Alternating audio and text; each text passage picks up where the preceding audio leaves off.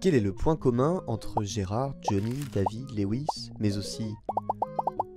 En plus d'être des chanteurs, musiciens, sportifs ou acteurs à succès, ces personnes ont décidé de changer de résidence fiscale et d'habiter dans un pays, souvent la Suisse, où la fiscalité est particulièrement avantageuse pour les contribuables fortunés.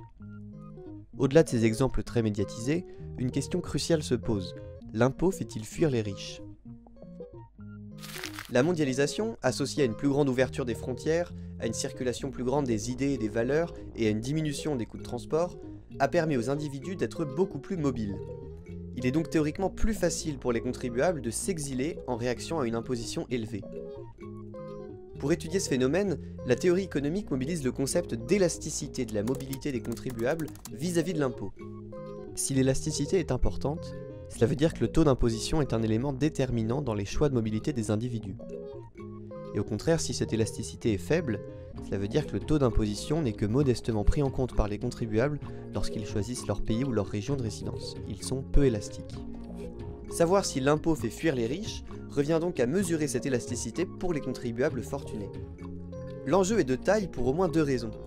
Premièrement, les contribuables fortunés, souvent chefs d'entreprise, investisseurs ou travailleurs très qualifiés, sont considérés comme des éléments essentiels à la vitalité économique d'un pays. On dit que leur présence génère des externalités positives. Et deuxièmement, si les riches fuient face à l'impôt, cela limite la capacité des gouvernements à redistribuer les richesses et à financer des services publics. La théorie économique nous enseigne donc que plus l'élasticité à la mobilité des ménages fortunés est forte, plus le taux de taxation optimal pour ces contribuables sera faible. Autrement dit, si les riches ont tendance à fuir face à l'impôt, alors les gouvernements auront intérêt à maintenir des taux d'imposition bas afin que ces ménages restent dans leur pays. Une étude récente a comparé pour 25 pays le nombre d'étrangers à haut revenu avec les taux d'imposition qui leur étaient appliqués. Sur ce graphique, plus un pays se situe à droite, plus la part des revenus non imposés est élevée pour les contribuables étrangers à haut revenu, et donc moins ils payent d'impôts.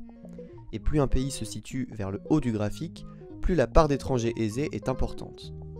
L'étude montre une absence de corrélation entre les deux variables, voire même une corrélation légèrement négative. Ici, l'hypothèse selon laquelle les contribuables à haut revenu fuient les pays à forte fiscalité ne se vérifie pas. D'autres travaux ont tenté de mesurer cette élasticité à l'impôt en se focalisant sur le cas du Danemark par exemple, ou sur des populations très spécifiques telles que les inventeurs ou encore les footballeurs. Ces trois travaux montrent que le nombre d'étrangers fortunés dans un pays réagit fortement au taux d'imposition. L'élasticité mesurée pour cette population est très élevée. En revanche, pour les contribuables résidant dans leur pays d'origine, l'élasticité mesurée est faible. À l'échelle de l'ensemble des citoyens fortunés d'un pays, les riches qui fuient leur pays d'origine pour des raisons fiscales représentent donc une minorité. Par exemple, la France est parfois considérée comme un pays où la fiscalité est particulièrement lourde pour les contribuables aisés en raison de l'existence de trois impôts progressifs: l'impôt sur le revenu, l'impôt sur la fortune immobilière et les droits de succession.